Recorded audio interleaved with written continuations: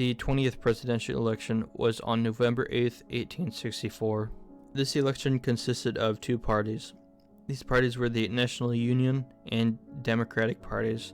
The National Union Party was created by the joining of all parties in the United States under one party. They chose President Abraham Lincoln to be their presidential candidate and military governor of Tennessee, Andrew Johnson, to be their vice presidential candidate. The Democratic Party was anyone who supported the South but lived in the North. They chose former commanding general George B. McClellan as their presidential candidate and Representative for Ohio's 1st District George H. Pendleton as their vice presidential candidate.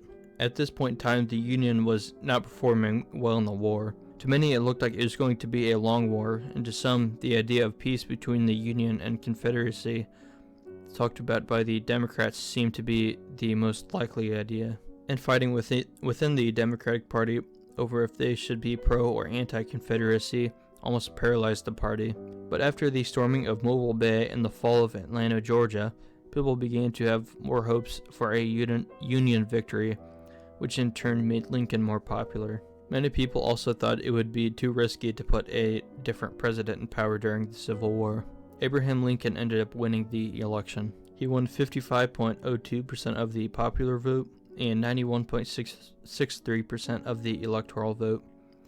This was the best performance within the popular vote since 1828 and the best performance in the electoral vote since 1820. While this election was less polarizing than the last election due to the public agreeing on who should be president, as well as a supermajority of the states agreeing on who should be president, a civil war was still going on.